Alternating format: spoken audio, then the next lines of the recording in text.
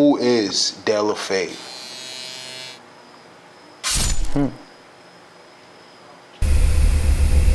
Who is De La Fade?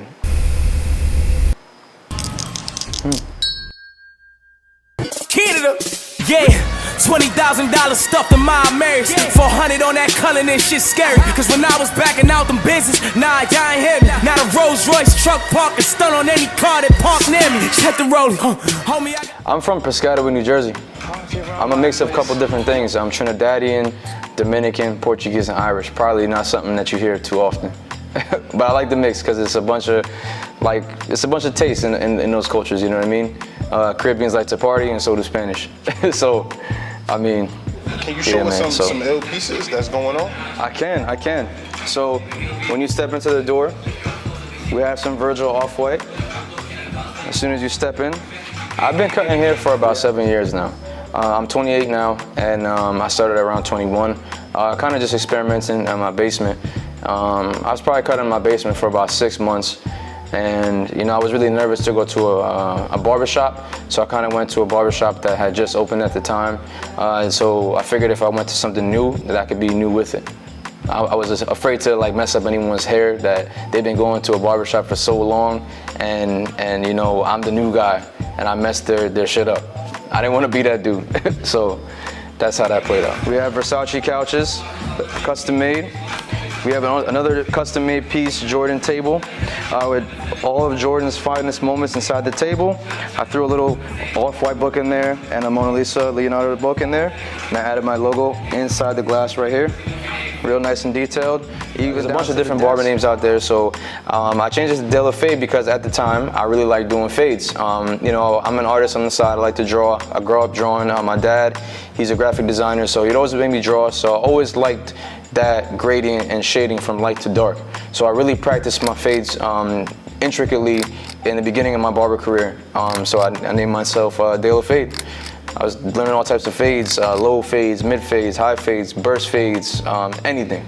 Anything you could think of, I was trying to master the fade. You definitely got the fade down, man. Your fade is your thing. Thank you, man. So we redid the desk here. We put black granite with gold flakes in it, tile. I added the logo in here that lights up. We have a Billionaire Boys Club, green carpet with the nice, what do you call these? Forgot, like queue line placers, I guess you could say. And we have a lot of. So being that I travel a lot, it's really hard to decipher which is the most favorite. They all have been quite eventful, but I would have to say cutting hair in the desert of Dubai. My girl, Annie, the painter, she took a ride with my other friend that lives in Dubai. His name is Hamad Dubai. He does exotic car rentals, and he's around all these like top shot guys doing car rentals. And we both took a trip into the middle of the desert, and I cut his hair out there.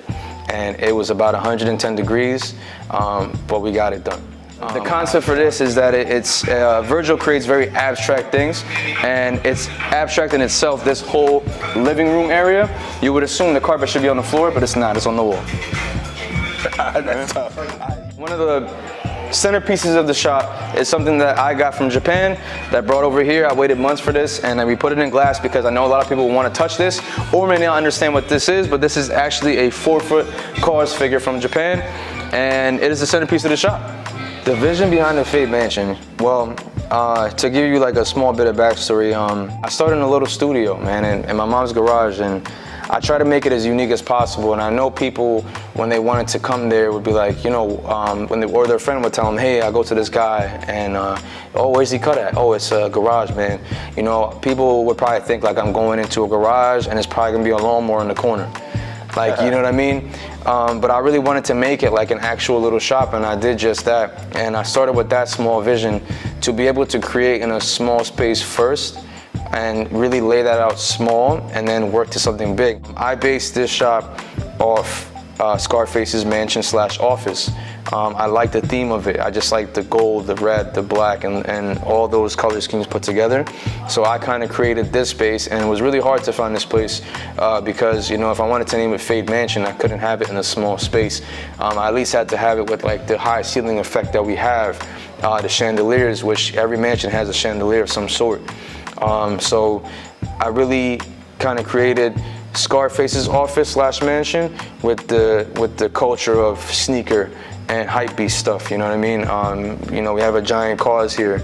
We have like off-white stuff everywhere and all this other detail. So I think the combination of the two is what I love the most about this place. The shop is not done yet. It's not a finished product. We're still working. We got a few more days. But if you walk back here, this is our consignment center, where we will sell sneakers, clothing, accessories, anything you can think of. It's a mess right now, but we did add detail into this space as well. You have another off-white piece here, which is a white grass mat from IKEA.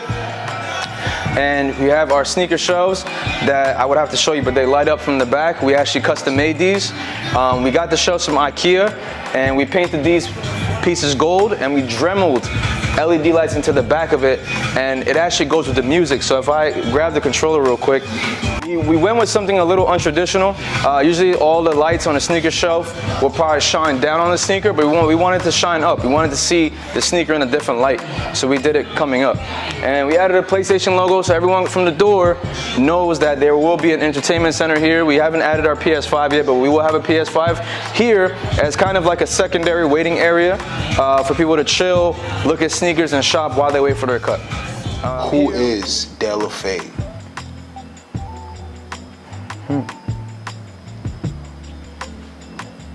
Who is De Fade? De Fade, if I had to describe in probably 2 words, I would just say artist and influence, or influencer. You know, it's incredible to see what I've done in the past 7 years and the people that have noticed these things. And I have, as I'm growing older. You know, we get older every day, and you know, I'm becoming that older guy now, and you have these younger guys coming in now looking up to me like, yo, Dale, how did you do this, and how did you do that, and how did you travel here, and how did you travel there, how did you design this shop? And I'm more than happy to answer those questions because it shows me that I really had a positive influence on someone's life.